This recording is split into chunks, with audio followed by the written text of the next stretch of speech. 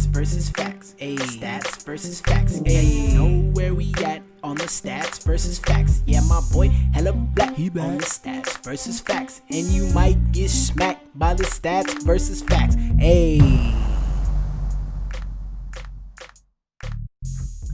What's going on, everybody? Welcome to Stats versus Facts. It's your boy Marsh, and I got the crew with me today. Got my man C Mac. What's up, C Mac? How's it going, ladies and gentlemen?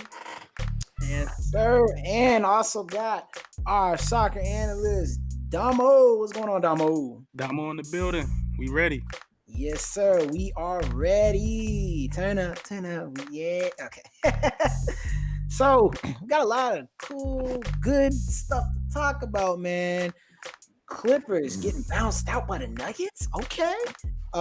Eastern Conference Finals, Celtics, Heat starting up.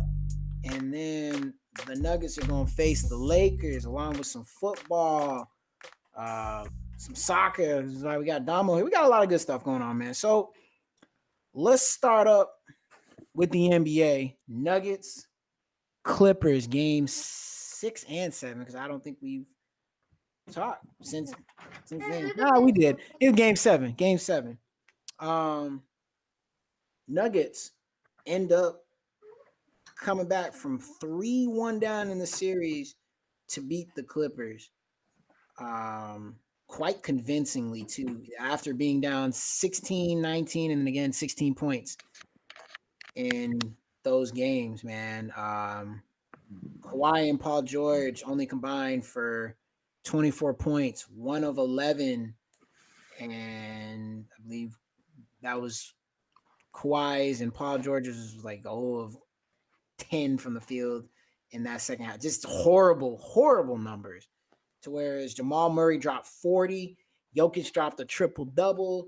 I mean, they were just on it, man. They were on it. So, C-Mac, I want to start with you. What does this do to Kawhi's legacy by losing this series to the Nuggets after being up 3-1?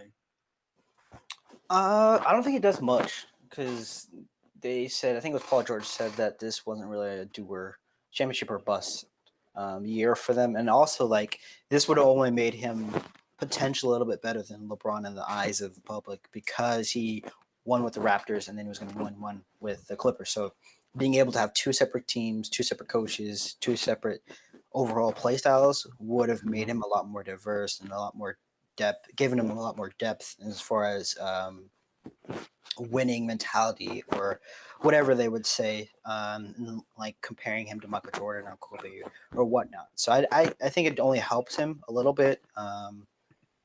But if we want to say there was something that could have taken away, it's the fact that they gave up a 3-1 lead. And that closing moments, not being able to finish would tarnish just a little bit of his legacy. Okay. Damo. I don't really see it affecting his legacy at all. It's just one of those things. You just got to a new team. People expect you to do well to make it to the Western Conference Finals. And I mean, it didn't happen, but for a Clippers team to be getting up and ready for the Lakers and not taking it step by step, I mean, I could see a lot of people being upset that, oh, Kawhi, he wanted to do everything his way, and look, it's not happening for you. He's still a top player, but I mean, it just kind of justified him still being behind LeBron. Right. And I definitely agree with you that he is behind LeBron. I don't ever want to hear Kawhi is better than LeBron comparison or Kawhi is the best player in the world anymore because number one, you're supposed to be the king of LA. You came out with a commercial. You had a crown on your keychain saying, "Oh yeah, I'm ready." You were on the record of saying, "LeBron, don't be scared to guard me."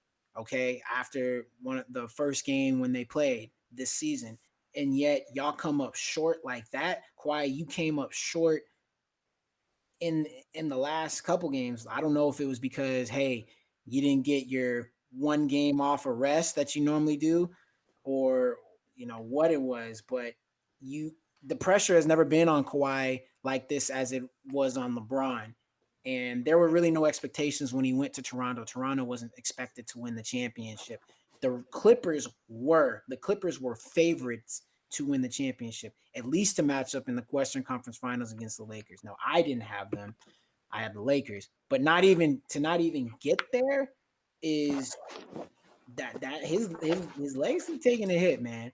I would definitely say that. From here on out, Kawhi will have the microscope on him for what he does here in the future. Like, you got to step up and be the man all the time, especially if LeBron wins a championship this year with the Lakers, because it's not going to get any easier. It's not going to get any easier for that Clippers team. You look at a Kevin Durant coming out from Brooklyn next year, right? Kevin Durant, Kyrie Irving, that team in Brooklyn, they're going to be hard to beat if they're all healthy. The Nuggets are only going to continue to get better. The Lakers have right now also, in our eyes, are probably a better team than the Clippers too.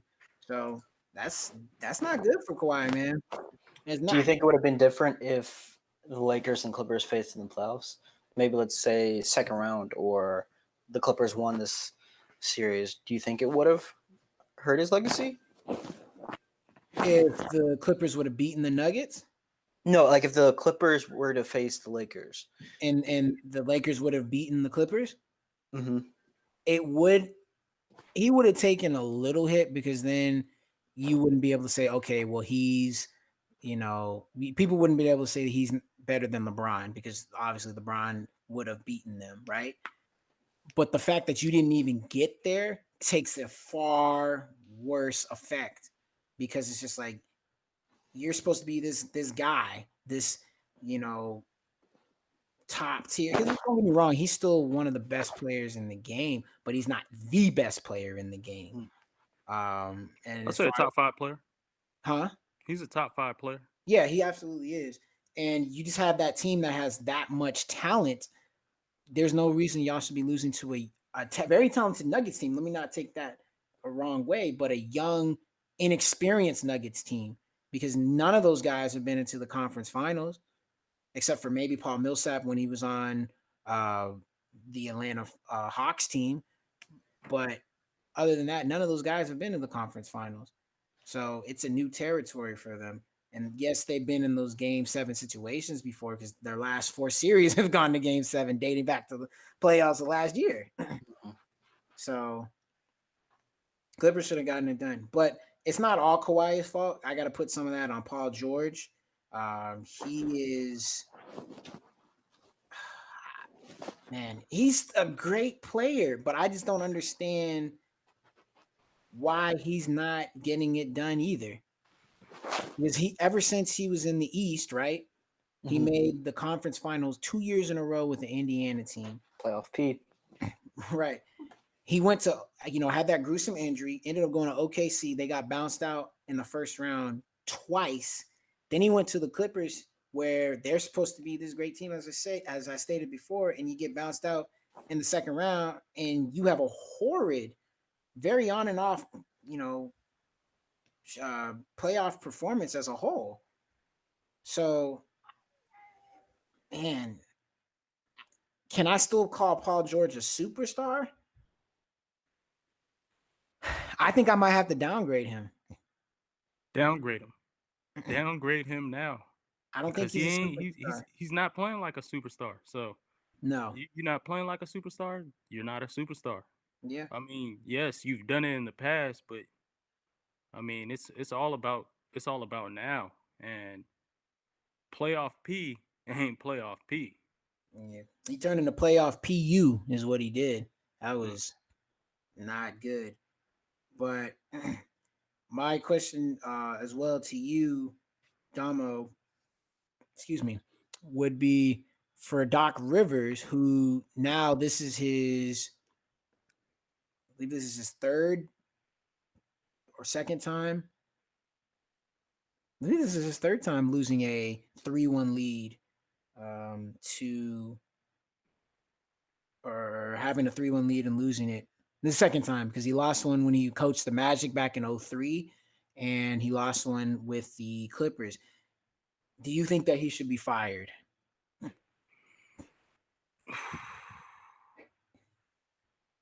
I don't think he should be fired.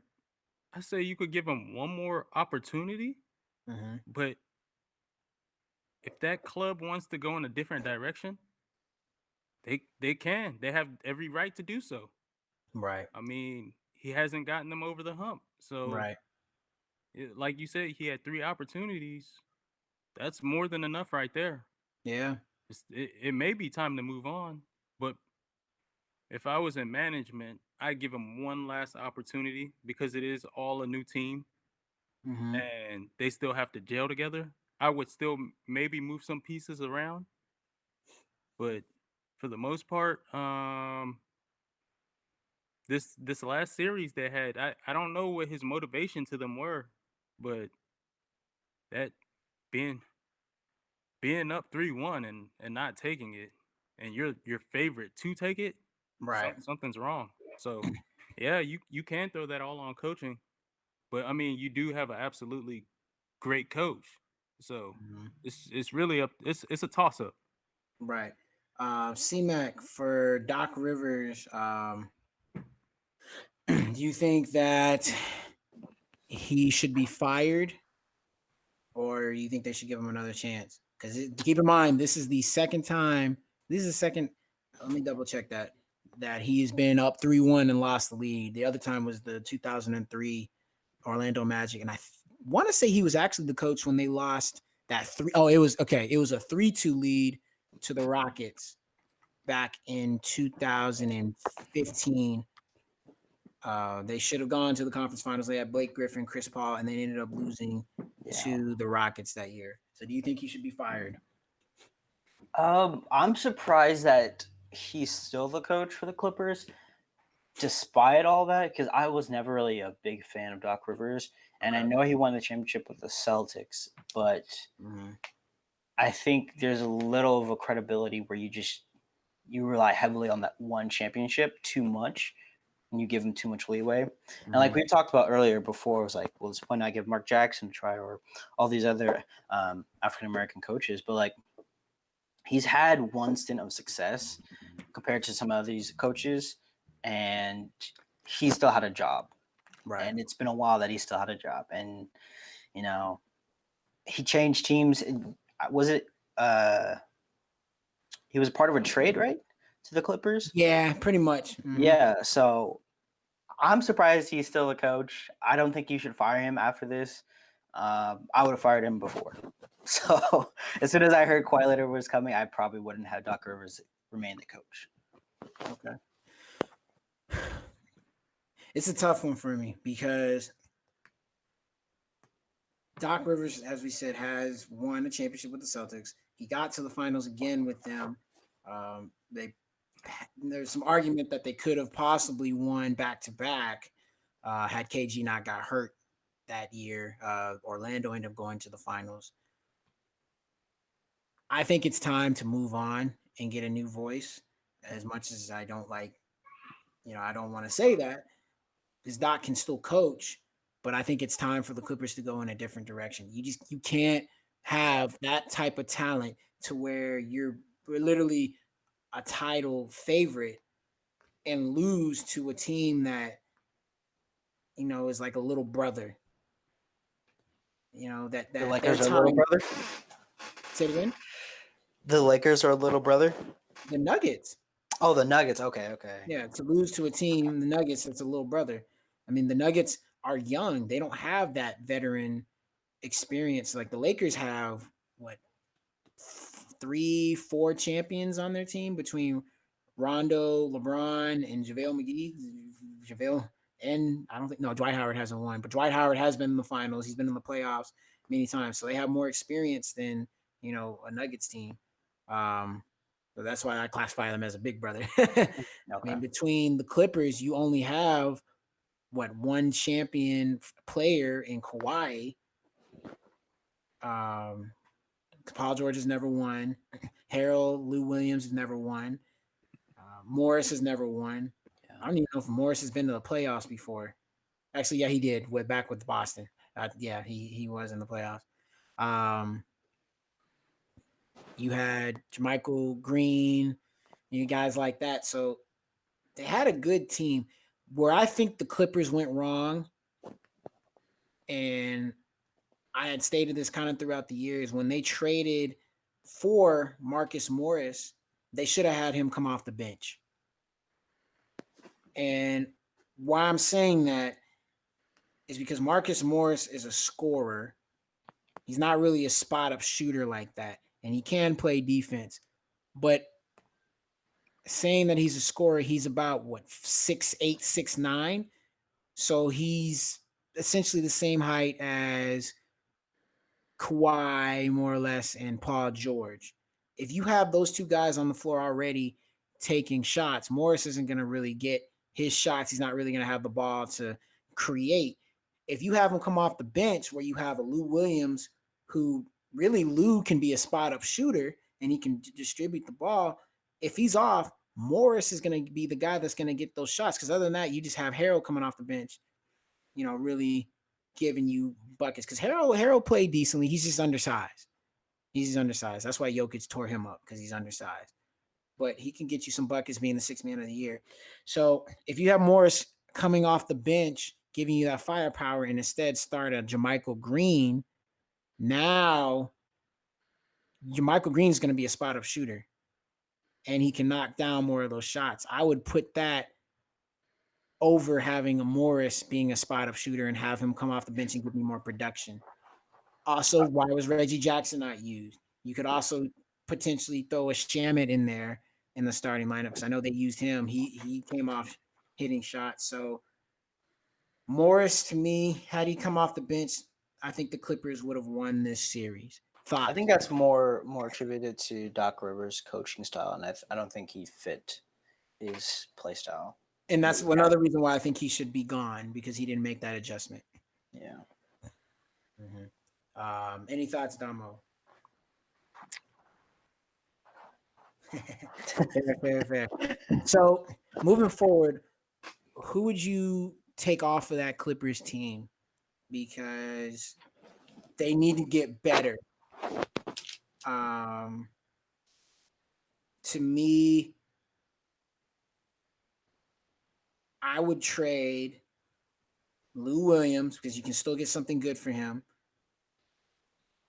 And then Marcus Morris, because you can still get something good for him too. They have value.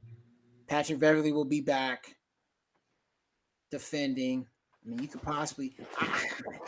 I kind of want to say trade Beverley too, but I'd say keep him, and maybe trade Shamet. So I would trade those three guys and get you either a pick or two and another role player in return, and then try to get better that way for next season. Any thoughts for you guys?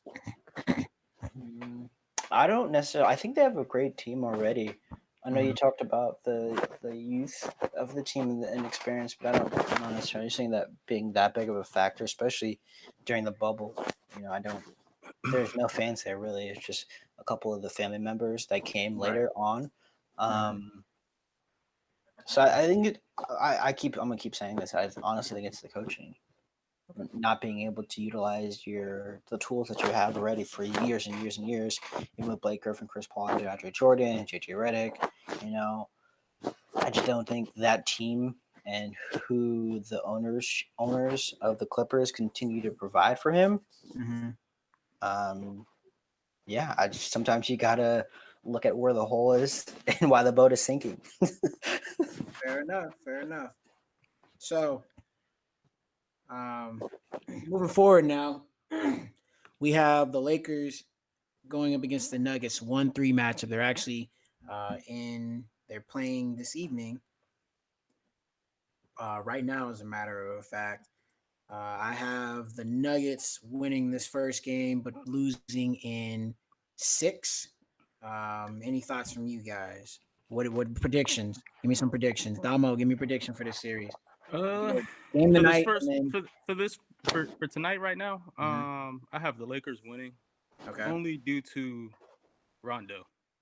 Rondo has been showing up and facilitating the game, taking the load off LeBron. LeBron could relax a little bit, but if he needs to go beast mode a little bit, he can.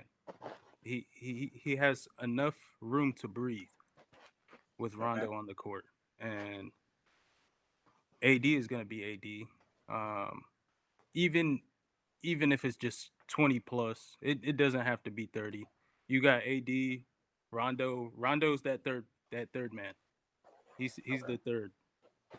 Okay. Everybody else needs to step up. Kuzma, I mean, he's playing pretty good. But for me right now, I'm just loving the way Rondo's facilitating everything.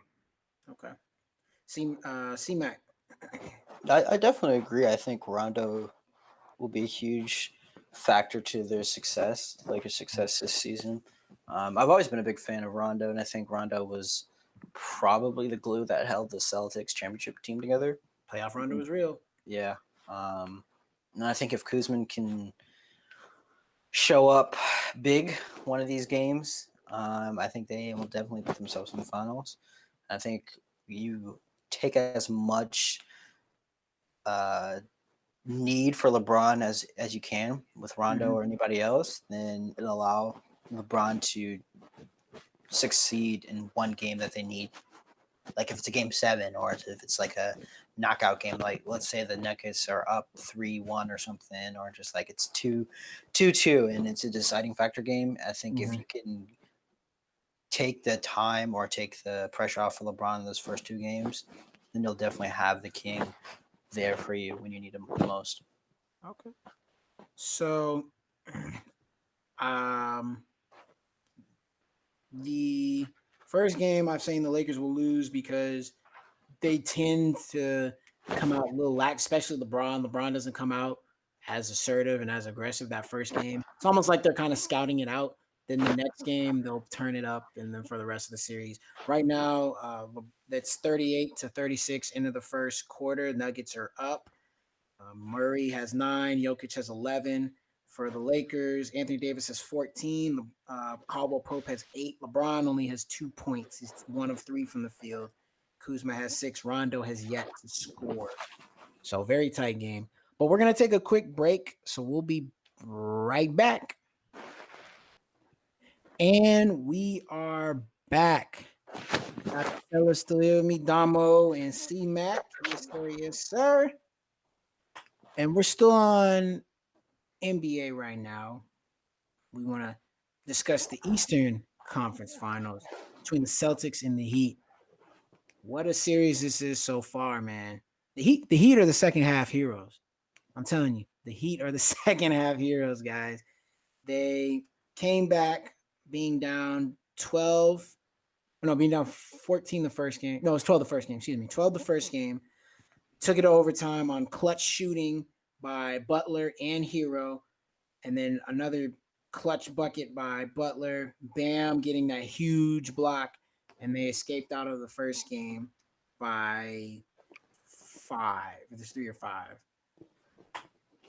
And in the second game, so I don't butcher it, excuse me. They ended up winning on clutch defensive play by Jimmy Butler and by good shooting by Goran Dragic down the stretch. Dragic has been unbelievable. Scored 29 the first game, 25 the second game. Has just really ripped the Celtics apart. Have you guys noticed that the Celtics defense looks a little overrated? Like Brown and Tatum. And by the way, that first game was by 3, so 117, 114.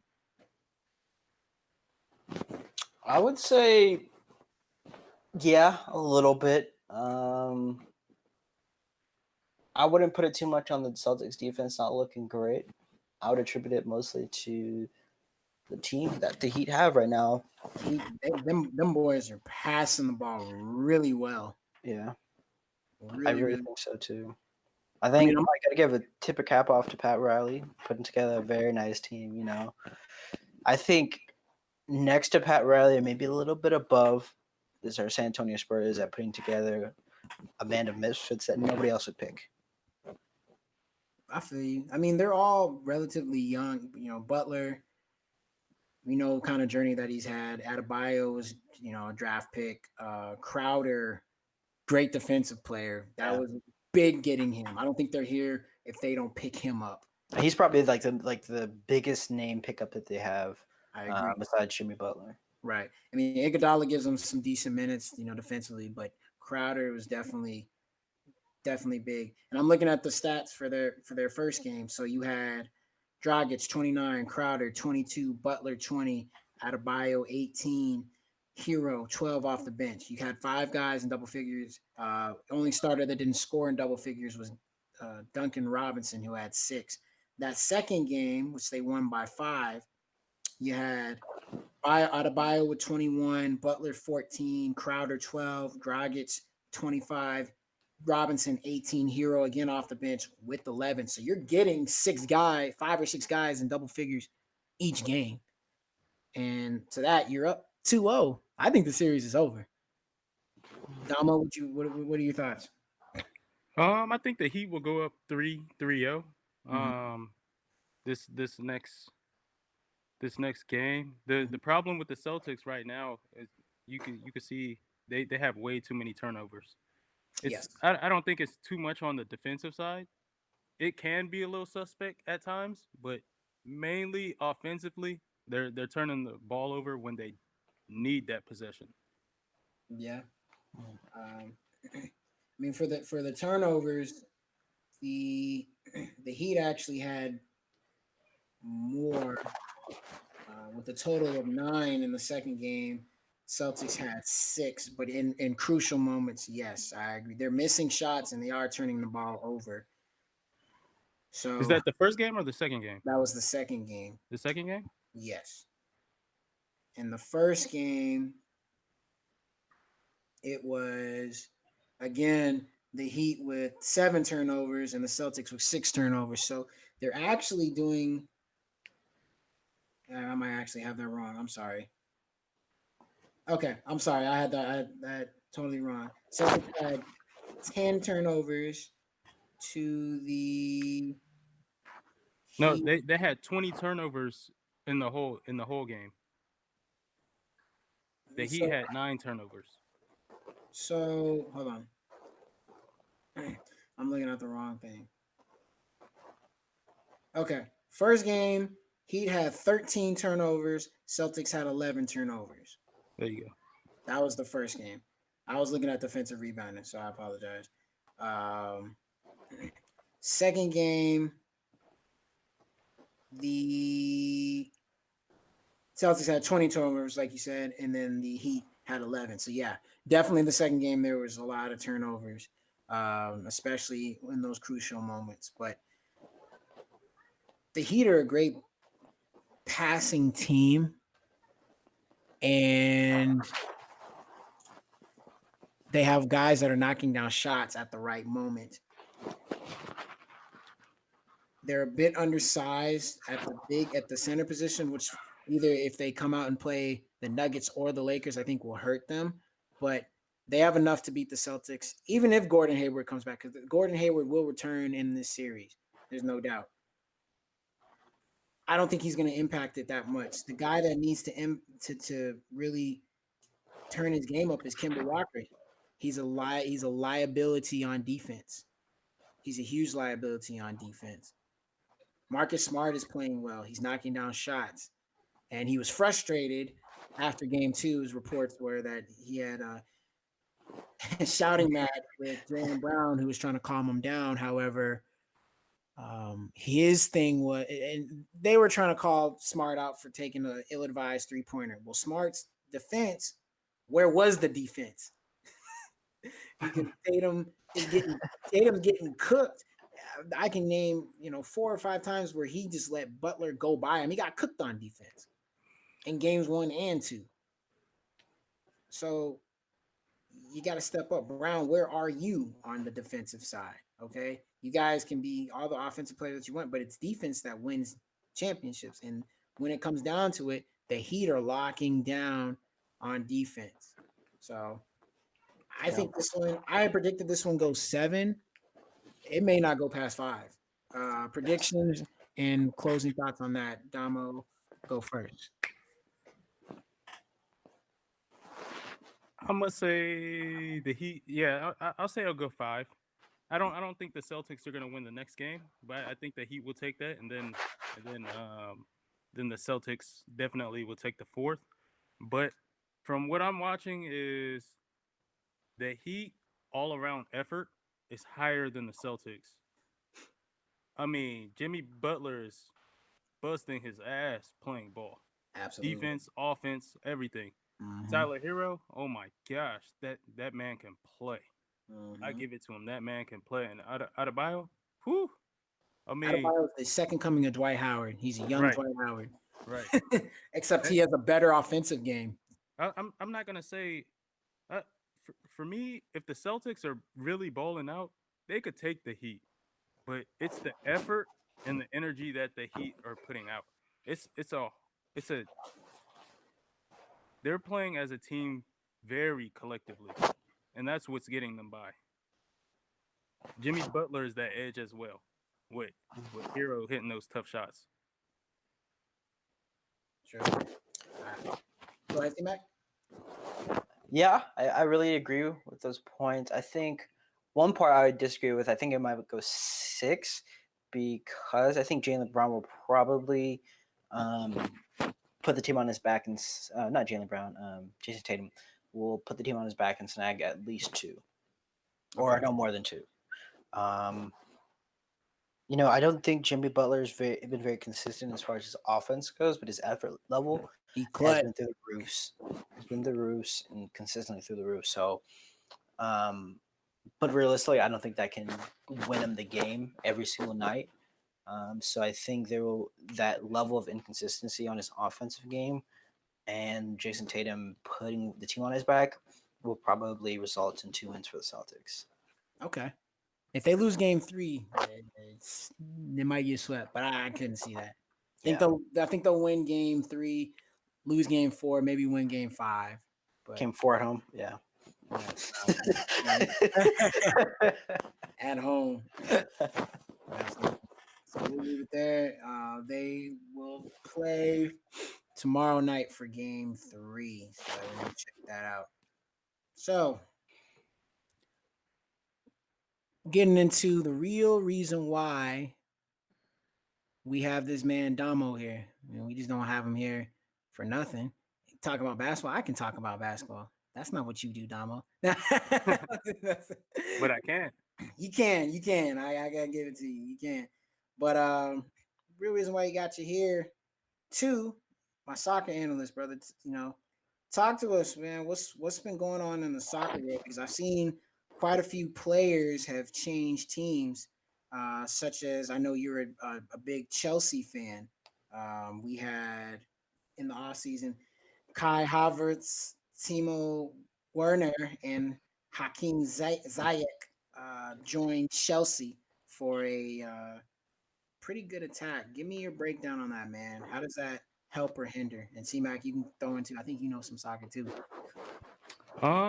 It definitely helps Chelsea. They needed that help. They already have some good players overall. Um, Adding Timo Werner, I mean, a real striker, somebody who could go get it. I mean, he's a threat that any defense has to watch out for. I mean, he's lethal with his runs, his strikes. That man could just play ball. I'm not gonna say he's Zlatan Ibrahimovic or Cristiano Ronaldo or anything like that. I mean, as of right now, just playing wise, he's the man, and he's the man to carry Chelsea to maybe a top 3 spot. Okay. Kai Havertz, he came from Bayern Leverkusen. He's a really good player. I seen after his first game, he's adjusting to the EPL, the speed, the physicality. I mean, the Bundesliga has that, but I mean, anybody who comes straight into the EPL has to adjust. Right. It's the best league in the world, and that's just what it is. Absolutely. Ziyech, I mean, that's a very crafty winger right there. That guy can ball out. He came from Ajax, and being part of that top 3 with Timo, Kai, they have something rolling. Especially with Pulisic.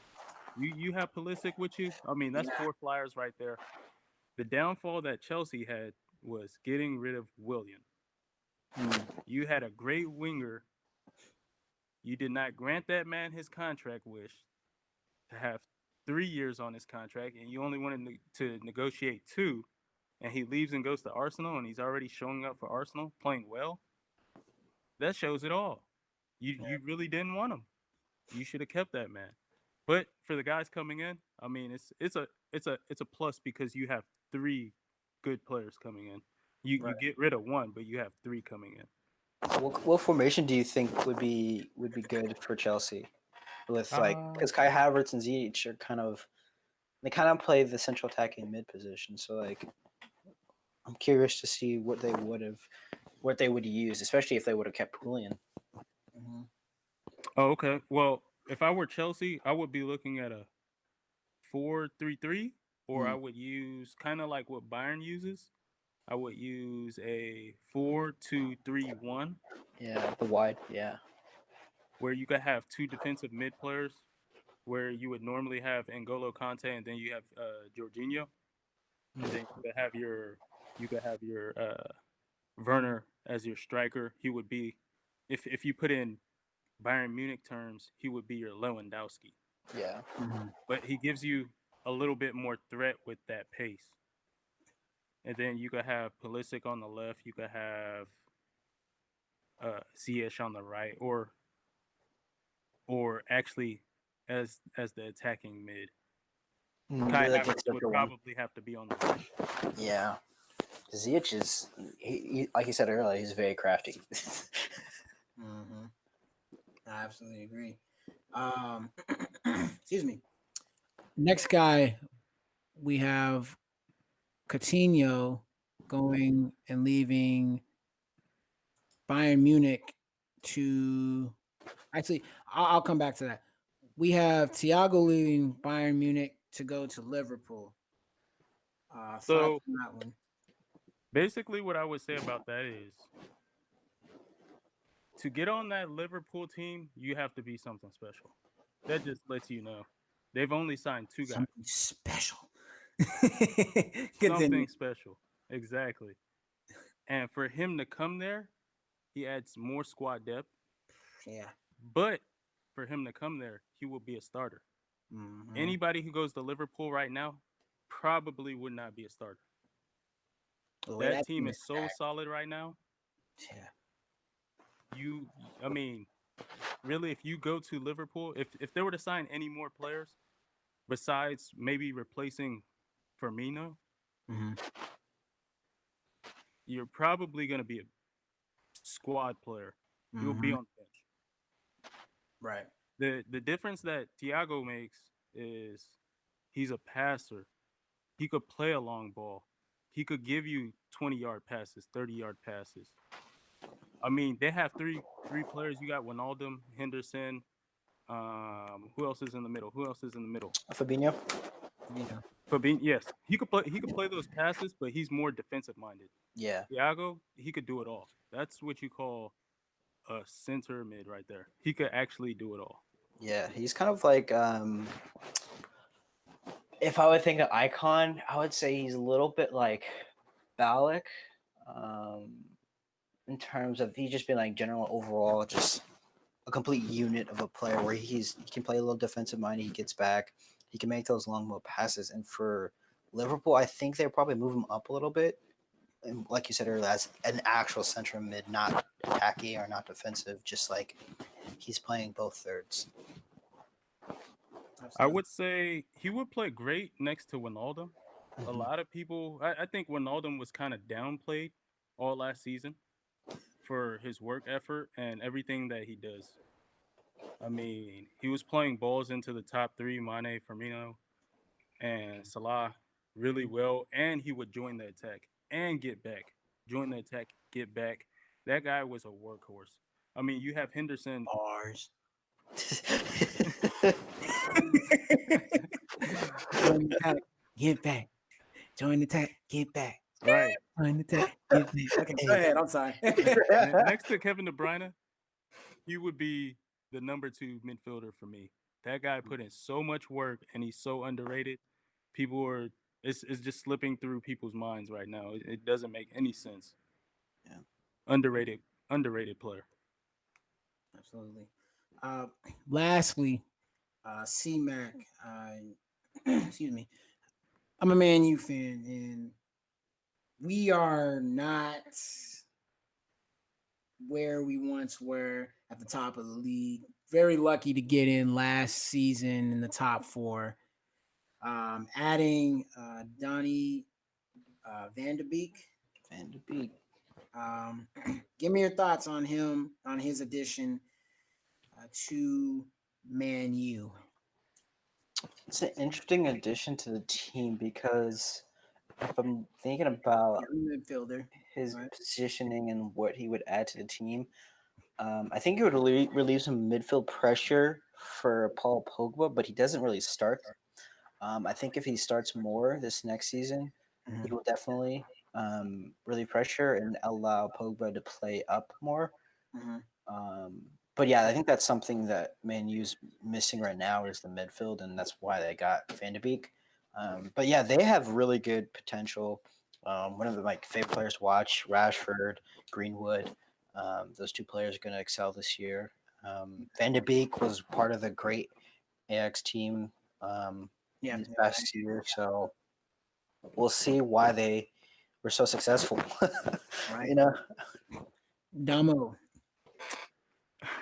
This one, all right.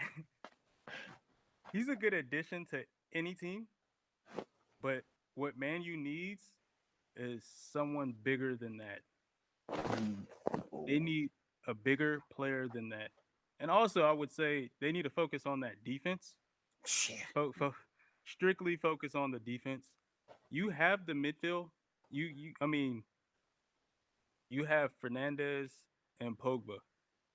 You have to make Pogba happy. Make Pogba happy, and he makes everybody on that team happy by providing good service and providing you with goals. He's not really a goal scorer, but he's an artist on the field who can control the game. Van de Beek will help him out as long as Pogba gets to play his position, and that means attack. yeah. But I feel like Van de Beek is an attacker himself. So as long as you make Pogba happy, I mean, Van de Beek's a good addition, but he is not the addition that Man U needs right now. So I would give that signing, if I were to give it a grade, I would give it a C plus or a B minus. I'll probably give it a C plus. Wow. You think they should pick up Kubali instead? Anybody should pick up that man. Oh my god. Man City, we're gonna pick him up. I'm a Man City fan, so we're gonna pick up Kubali. Yeah. I'm not sure, but they need Chris Smalling back. He's done well at Roma, and they really could use that as absolutely as a better addition to the team. Smaldini. So Damo, you and I have talked before, and I've always expressed my displeasure with our goalkeeper, David De Gea. I think he's been on his way down. Oh, Damo versus you, both you and Devo have told me no, he's actually a good goalkeeper. It's more on the defense. But man, ever since he had that rough outing with Spain in the World Cup back in 2018, I've been down on him. I've been down on him. I know the defense is bad, but come on, man. Some of the stuff he be letting through, I'm like, bro, you gotta be better than that. He's definitely got to be better. He's made plenty small mistakes that cost them games. I would say if he finds his confidence back, Man U becomes a top 4 team once again. But I mean, they become a stronger team. I can't say they'll be 1 or 2 or even 3. I say they could be a top 4 team. He's just got to pick it up. If he picks it up and he controls his defense, they'll be fine. If he picks it up, I say they can be. The way Liverpool is constructed, I'm not going to say they could be number 1, but they could be number 2 because there's plenty of games where they're up 2-0, 2-1, and they somehow end up tying games that they should not have tied. Yeah, that does have to do with the defense too. I get that, but I'm looking at the goals that have been scored on him. I'm like, yo, you could have stopped that, bro. Like, He puts his hand on them. So yes, you're right. He can stop them. yeah, He's been in a little slump. a Hopefully he little. finds his form. Yeah, Hopefully he finds his form. I got you. But I still think he's a top 5 goalkeeper in the EPL. Definitely behind Allison and Ederson as of right now. Mm-hmm. I do like Schmidt. Mm-hmm. So Okay, absolutely. So we're gonna take another break. We'll be right back with Damo and C-Mac and your boy. 2, 1. And we are back. Yes, sir. Back with my guys, C-Mac and Damo. You know where we at. So, going back in to some other soccer things. You know, we like soccer here. We like all sports here. Absolutely. We had another player depart from Bayern Munich by the name of Coutinho, going back or going to Barcelona. Barcelona. So I'm gonna ask you, Damo, what does Coutinho bring to that team? Help or hinder? Coutinho helps any team he's on. The only way he would be hindered is if he does not play his position. Mm-hmm. And it looks like the new coach that's coming in to manage Barcelona will do just that. He will allow Coutinho to play his position and be Coutinho. Um, Before, when he was at Barcelona, because he Coutinho. got loaned out to Barca, I mean to Bayern, the reason he got loaned out is because he wasn't playing well. They had him playing as a winger. He's not a winger. He was known to play as a central player, an attacking mid, Mm-hmm. and that's how he became Coutinho. That's how he became really big. He was with Liverpool putting up numbers and assists. Got the call up to Barcelona. Went to Barcelona. Messi was there. Messi kind of hindered him with the position role. The coach played favored to Messi over everybody else instead of playing them into their positions, and that's why Barca looked the way Barca looked, because you're only playing through Messi and you're only depending on Messi. When you have players like Coutinho, Dembele, and Griezmann, yes, you have Suarez, but you're just giving it all to Messi.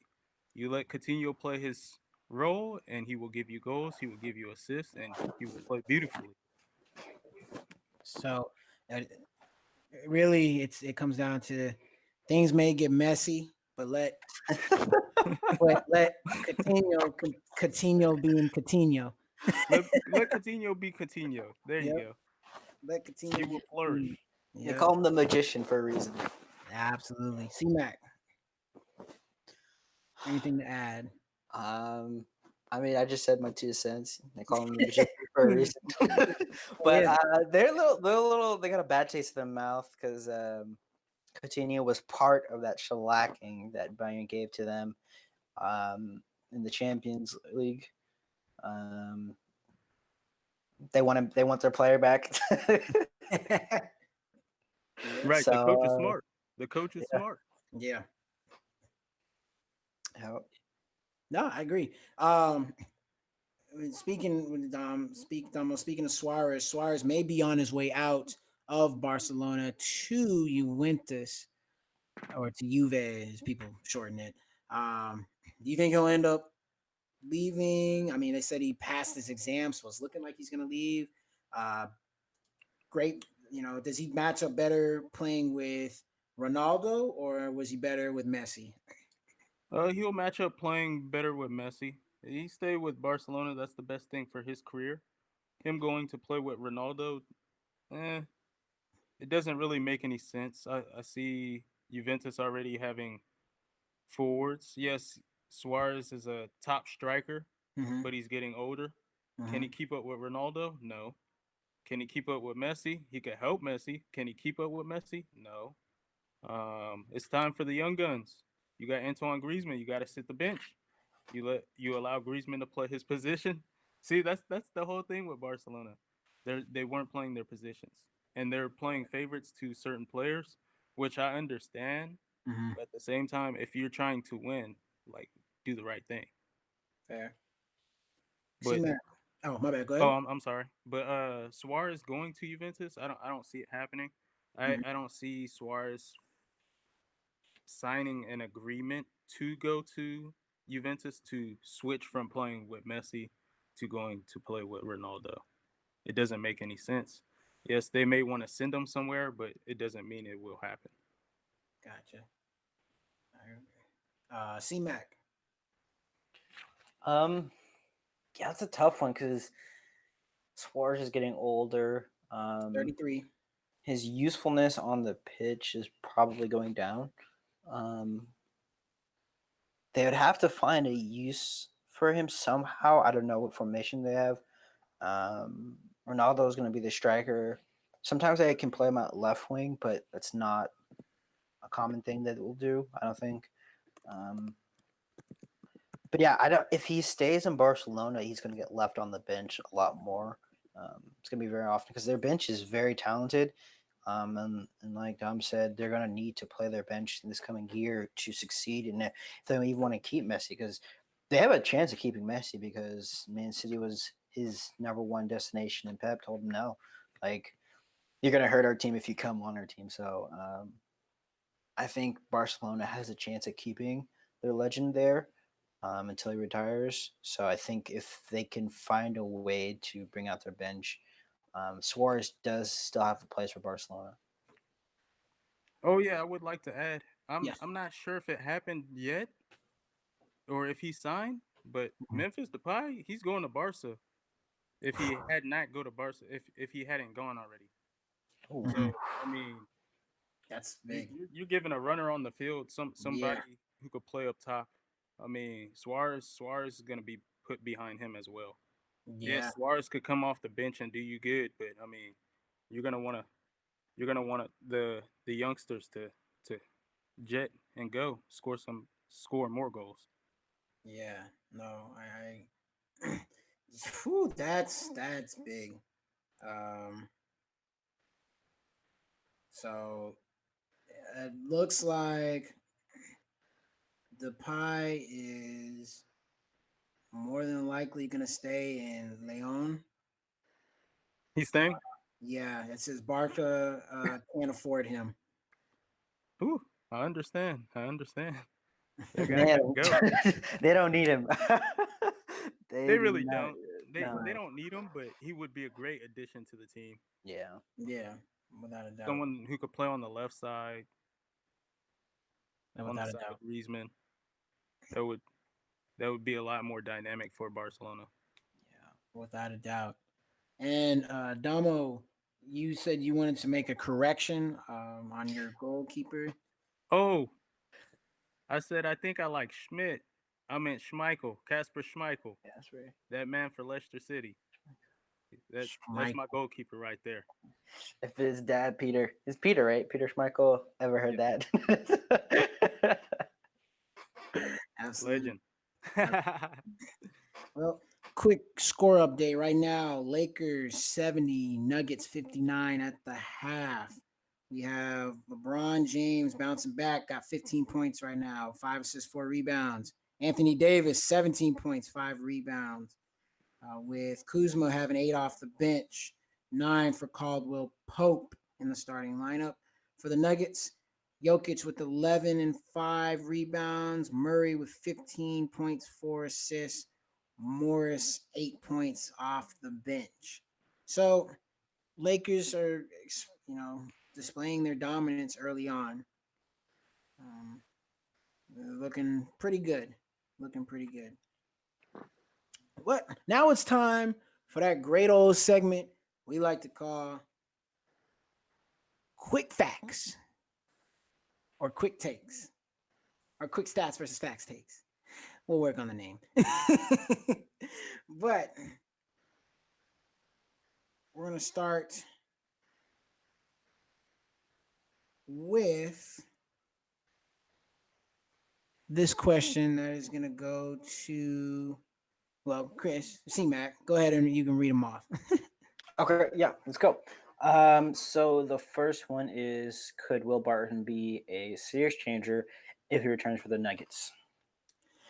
That one's for me. So, Will Barton has been out with a knee injury, and he is, when healthy, probably their third best scorer, possibly the third best player. If he comes back, that's a big game changer. We got to see what he's going to look like. I think if it's possible for him to come back, bro, come back. But don't risk your knee.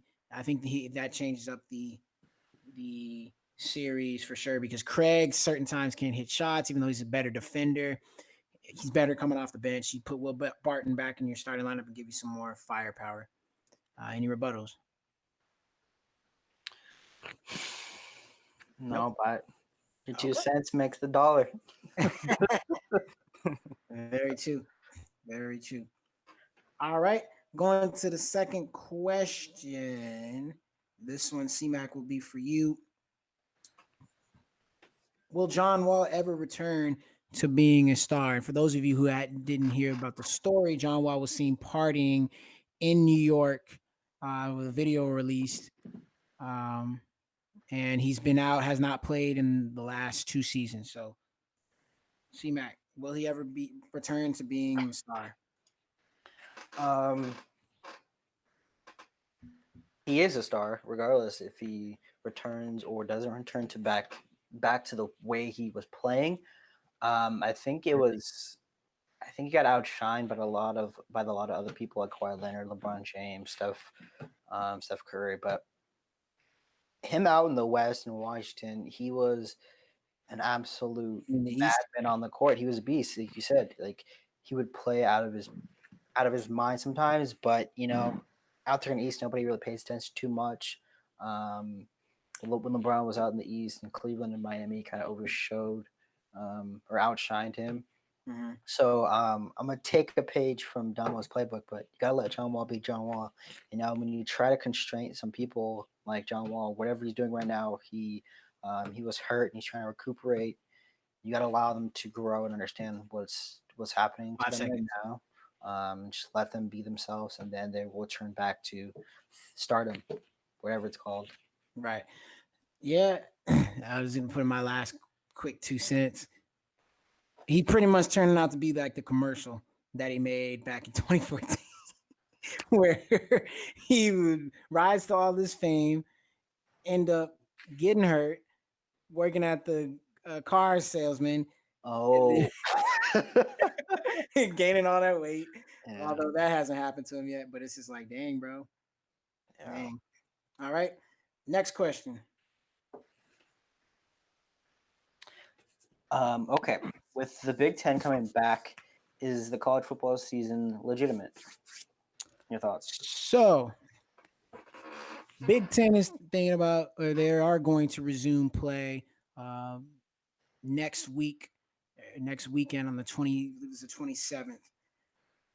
By them coming back, I still don't think it's a legitimate college football season unless you have everybody in there. You need the Pac-12 in there, because even though they're more than likely not going to have teams that are going to compete for that championship, it still makes it quite interesting if you have, say, an Oregon that's undefeated or a USC that's undefeated that ends up squeezing in the top 4 for the playoffs. So I don't think you can call it as legitimate or more legitimate, I guess, but to me, it still doesn't equal a legitimate college season for me.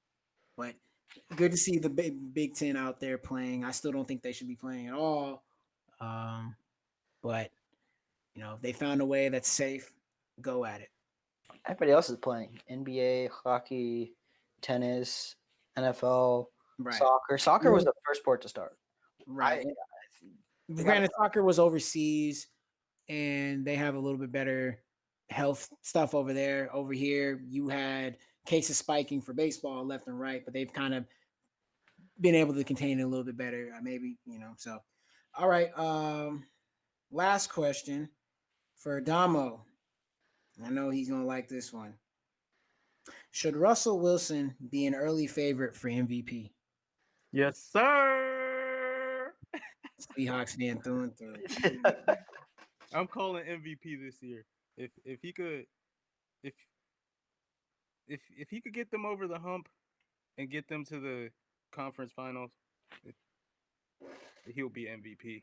I mean, but he does have to compete with Lamar Jackson and Patrick Mahomes. I wanted him to win last year, but those two guys they put up some numbers and they won a lot of games. So I mean, Right. I definitely do think he should be MVP.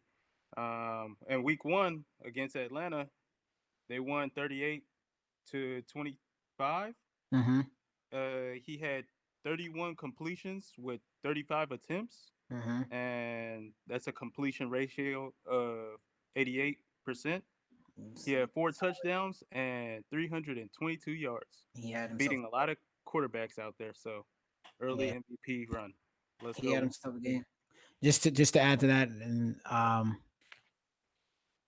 Russell Wilson.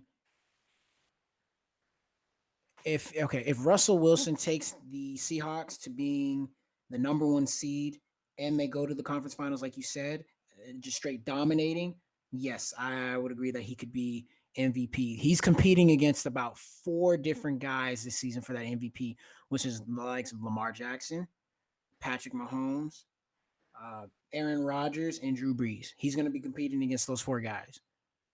So nobody else I could really see competing. If you want to maybe throw a 5th guy in there, you could throw in a Deshaun Watson if he can get it going, but I highly doubt that. So you're going to probably be competing against those 4 guys. So I like his chances. I really do.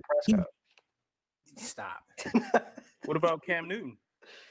Cam Newton. So here's the thing about Cam Newton. He's not going to throw as many passes because he doesn't have a receiving core. Now they will play well. I agree with that. I don't think he's going to be able to get in that MVP conversation. First game back, if he does, they will have to go. They're going to have to beat some really, really good teams and damn near go 14-2, 15-1, or something like that, which I don't see that.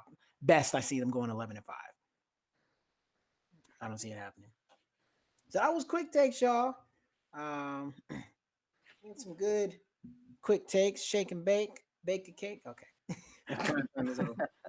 Chef steak. Chef steak. So, last topic before we have to say goodbye to Damo.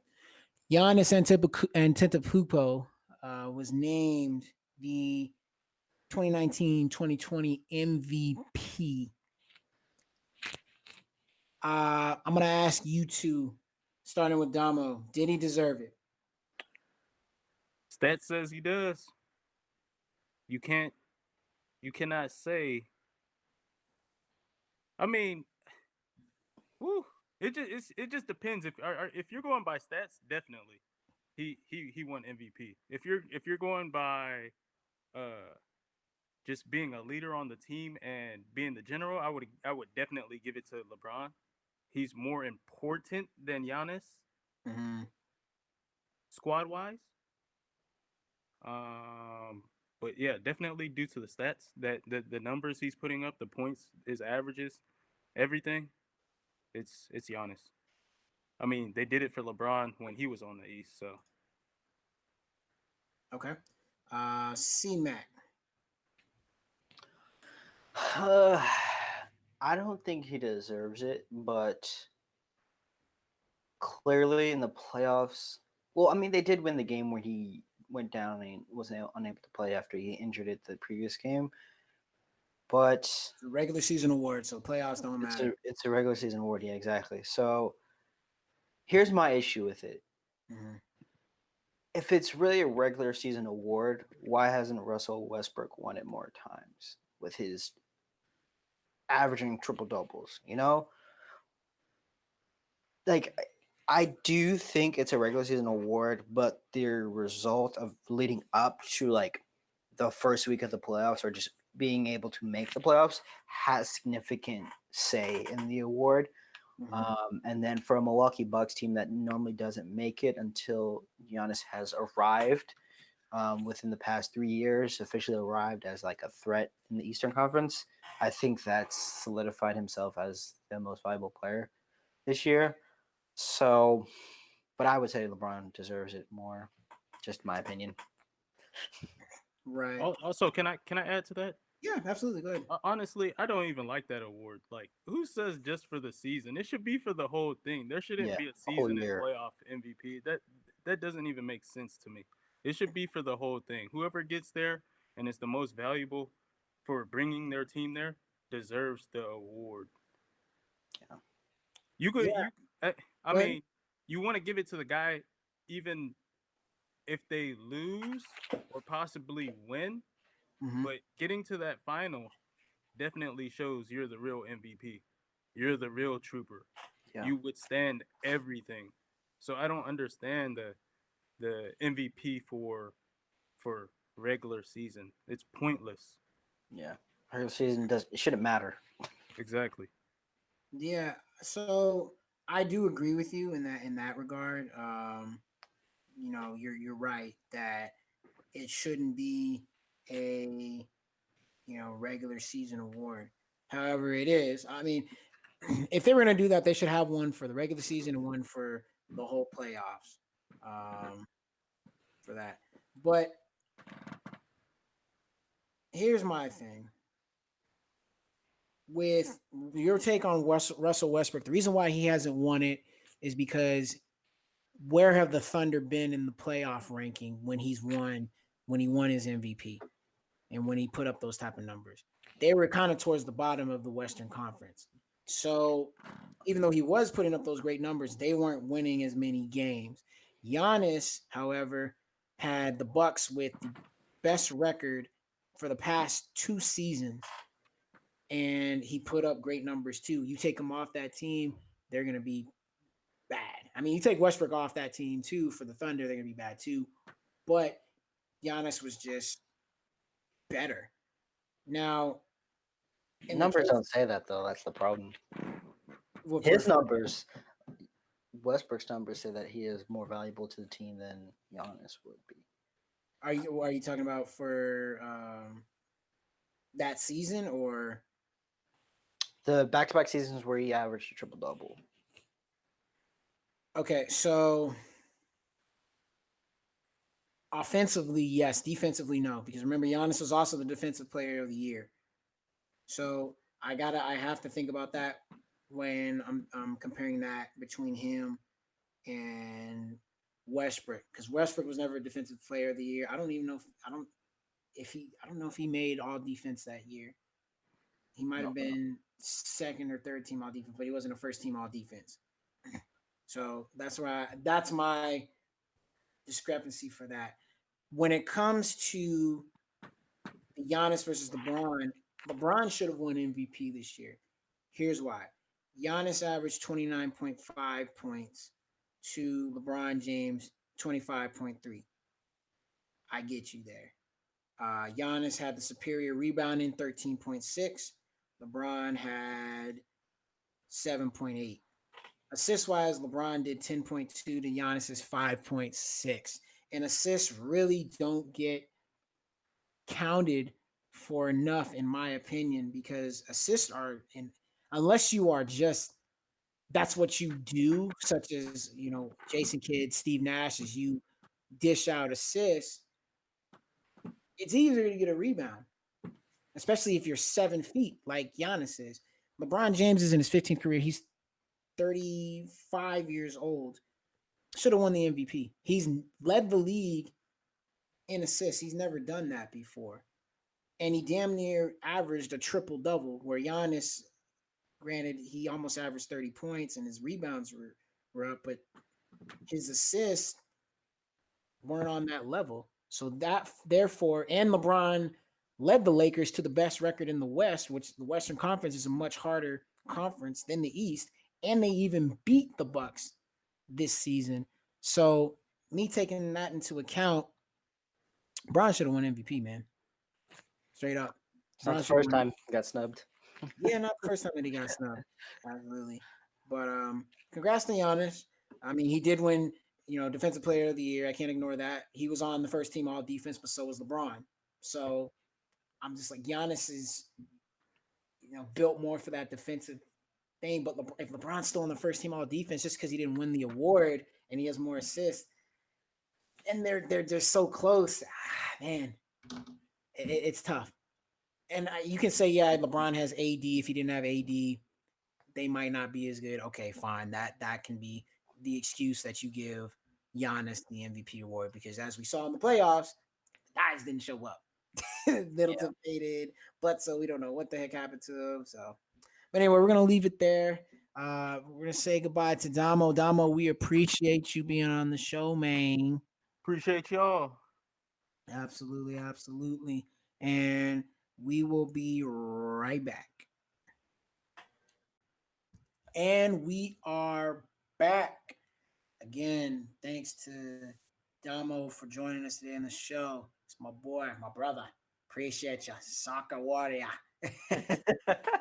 Mac is still here, bringing you the good news, the good sports news. Sportsmanship. Sportsmanship. Absolutely. Going back before we start all the way back up, Lakers right now running away with this first game, up 94-76. Murray 21 points, Jokic 19 for the Nuggets. You got Anthony Davis with 26, LeBron with 15, Caldwell Pope with 16, Dwight Howard with 13 off the bench. He was going to be a factor this series. I already knew he was going to be a factor this series. Big man. So, all right, well, I want to get some highlights in there. So, first of all, want to congratulate, we're in the WNBA, congratulate Asia Wilson for winning the WNBA MVP. That girl's a monster, man. That girl is a monster. She had a really, really good season. It's her first, obviously NBA, WNBA MVP. So again, congrats to Asia Wilson. Now, excuse me, with the WNBA, they are also in their playoffs right now. From the first round of games, you had the Sun defeat the Sky 94-81. The lower seeded Sun, the number 6, or was it the number 7 seed? Excuse me, 7 seeded Sun beat the 6 seeded Sky. That's a tongue twister.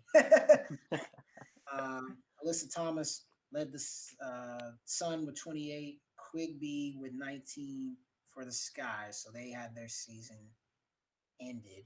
The Mercury beat the Mystics 85-84 on a buzzer beater by Shea Petty. That was pretty. That was a nice buzzer beater. That was good ball movement. Really, really good ball movement. Dickens led them with 24 points. And for the Mystics, you had Leilani Mitchell with 25. And the Sun were the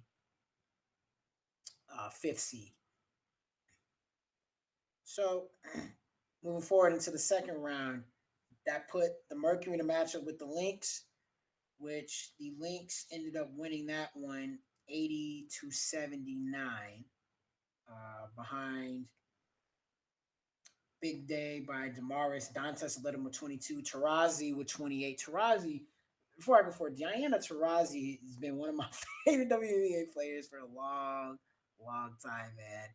Like, she came out of UConn, just straight running and gunning. That girl can still, I think she's what, 30?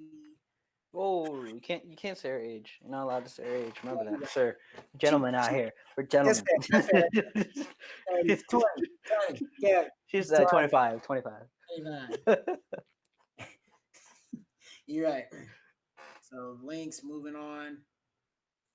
And the Sun actually beat the Sparks in an upset, 73-59. I thought the Sparks might take this, but Candace Parker led them with 22. Alyssa Thomas led the Sun with 19. I'm actually very shocked that the Sparks lost that one, man. That was a bit shocking to me. Um, but that put them in a semifinal matchup now with the Aces. Sun will play the Aces, and the Lynx will face the Storm in the semifinal games. Aces number one seed, and the Storm is the number 2 seed moving forward. So I'm expecting some great games. I guess by default, I'm an Aces fan, even though they're in Las Vegas, but they used to be the Silver Stars. Yeah. I used to go to a lot of the games. I think I got a basketball or two signed by some of the Silver Stars players. Yeah. Used to go a lot. Really, really beast. In the NHL, because we have some NHL playoffs going on right now too. The Dallas Stars, already um, got their berth to the Stanley Cup, to where they will face the Tampa Bay Lightning, as the Lightning ended up beating the Islanders in 6 games. They won that last game in overtime 2-1, winning that series 4-2. Stars, man. Stars are winning it all. Stars are winning it all. Lightning have been on fire. I get it. They're the number one. I believe the Lightning was like the number 1 overall, the number 2 overall seed. They've been on a tear, man. Like it's pretty ridiculous. But the way the Stars have been playing, they've been the underdog. I think they can take them. Man. I'm gonna say Stars in 5. You want to do a prediction? That's Stars in 6. I can't give a prediction because these teams I never really followed growing up. I followed the Washington Capitals and the Pittsburgh Penguins, Boston Bruins, New Jersey Devils because they were so bad. Yeah. I feel you. Just throw out a prediction anyway, man. We're gonna go Game 7. Game 7. Game 7. There. Yeah, they think that the Lightning are gonna take this. Like I said, they are favored. However, man, the Stars have just kind of came out of nowhere. Almost, I don't want to say it's a Cinderella story, but they definitely weren't favored against the Knights, which they cleaned them out very, very quickly, 4-1. Like Miami. They went down to the wire in the series before that, against the Avalanche. No, it wasn't against the Avalanche. I'm sorry. Yeah, it was. It was against the Avalanche. And I actually thought they were going to lose that one because they took them overtime to win 5-4. So let's go Stars. Go Stars. So, and we have a start date for the NCAA men's and women's basketball schedule. I wasn't sure if we were actually going to have a season this year. But they are going to start this. They're not going to have any of the preseason games. They're going to start on November 25th, which is right around the time of Thanksgiving. So that's when they're going to start it up. We'll see. I'm not sure if all teams are going to participate. I would assume so. That'll be very, very interesting moving forward. They're not going to have fans in the stands. I think they're going to play only conference games. So we'll have a little bit more on that, update of that. 25% capacity, you think? Maybe. We'll see as we move forward. The NBA draft also got moved back from October the 16th to November 18th, which, depending on when they're planning on starting the season, we don't know. They may get pushed into the new year because I know they don't want to do this bubble thing anymore. They want to get fans back in the stands. So we'll see how that goes. So November 18th, check your date for the NBA draft. Now, final topic of the day, ladies and gentlemen.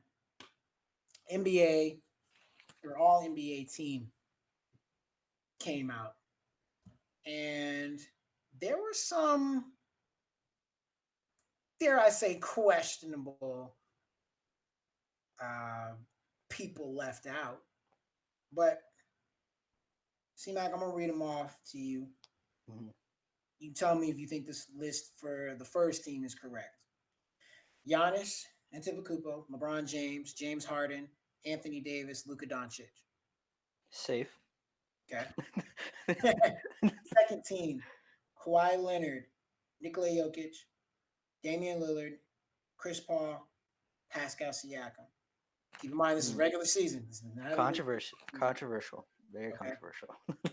Third team, Jason Tatum, Jimmy Butler, Rudy Gobert, Ben Simmons, and Russell Westbrook. Blasphemy. So I think it's safe to say that first team is good. Between the second and third team, I think there's only one snub on the first team, and that's Damian Lillard should be on the first team instead of James Harden. can't do it. I can't do it only because their record was horrendous. Was horrendous. So I can't put them on the first team. If they would have been, I mean, granted they did make the playoffs, I get it, but as an A seed, if they would have been because I actually expected the Trailblazers to be somewhere in between that 3 and 6 seed. They would have been somewhere in there. I could give that to you, but no, I can't give that one to you. Even in the Western Conference where it's so stacked. Yeah, I still expected them to be in the 360. I know they had some injuries, but there were a lot of games that they lost that they shouldn't have. For example, they lost really could have beaten the Spurs the first time in San Antonio, but they went down by like 20 and had to claw their way back to lose because Damian Lillard missed a 3-pointer at the buzzer that really could have gone in. Then the second game, they were up, went down by like 15 or 20 because I was at that second game, and ended up coming back and winning and beating the Spurs by like 7. But they were just such an in and out team, man. I don't know. And granted, they didn't have Melo for the first part of the season. They had him later, but even with that, they could have been better. So that's why I'll leave him there. On that second team, though, I think I would knock down Chris Paul to the third team and bring up Russell Westbrook.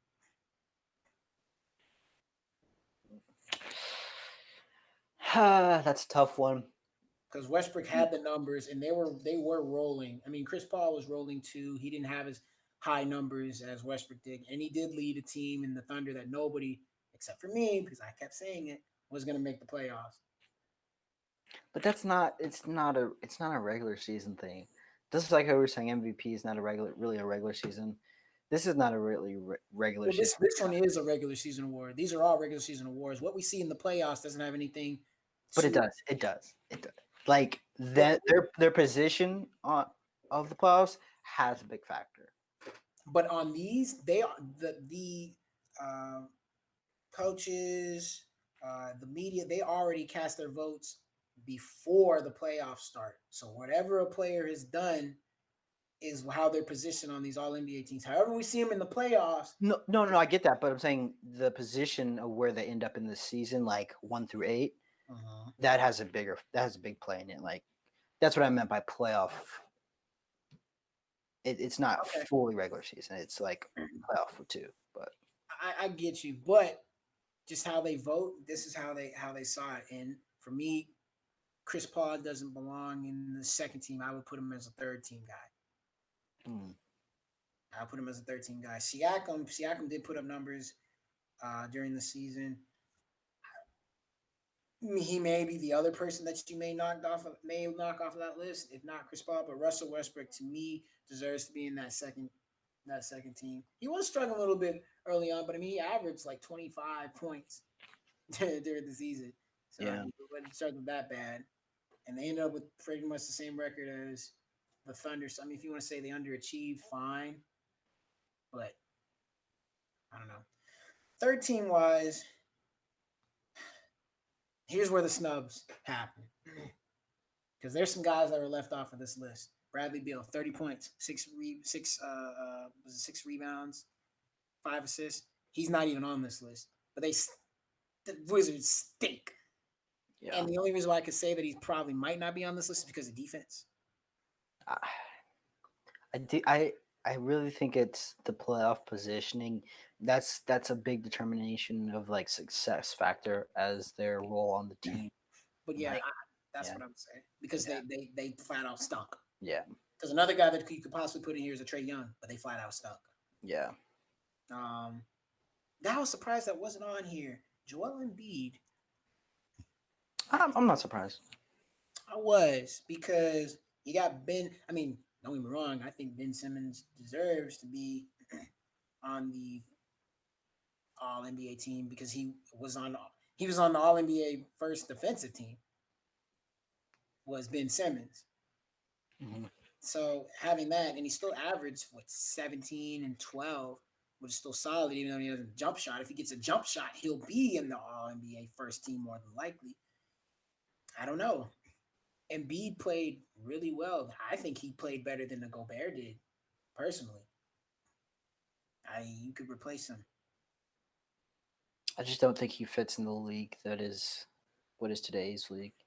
Like, he's too slow. He can shoot a little bit. But It's got a more consistent. But what does Gobert do that Embiid? He's a little quicker. First 2 steps, I would say he's a little bit more athletic. For a guy that's 7'3", you need to be averaging about 24, 25 points and 12 rebounds. He averages about 20 and 12. To me, he's underplaying. You can say that, yeah. Butler and Tatum. I don't know if I would put Jimmy Butler in there because he was hurt a little bit of the year. He didn't have better numbers than Beal, but again, you're right. Compared to playoff seedings, I can understand that. So that's another one. And even I would say a Devin Booker could possibly squeeze his way in there too. One of those guys, because he had a solid season too. So there's some snubs there, to possibly think of. But end of the day, win and you'll probably get in. Yeah. Top 5 in each conference. You'll get in. But that's gonna do it for this show. Stats versus facts. You know where we at. Sports Talk. You can follow us on, or check the show out on Breaker. You can check it out on Radio Public. You can check it out on Google Podcasts. You can check it out on Spotify, and you check it out on Anchor.fm. That's Stats VS period Facts. Sports Talk. Stats VS period Sports. Stats VS period Facts. Sports Talk. Woo! Wow. Let me run that back, y'all, again. Stats VS period Facts. Sports Talk. If you ain't got that VS, you probably listening to some BS. And please go follow us. Check us out on YouTube under Stats. That same name, Stats VS period Facts Sports Talk. Sports Talk. On Instagram at SVF Sports Talk. Twitter coming very soon. And we'll catch y'all next time on that. Stats versus facts. Ayy. Stats versus facts. Ayy. Know where we at on the stats versus facts. Yeah, my boy, hella black. He on the stats versus facts. And you might get smacked by the stats versus facts. Ayy.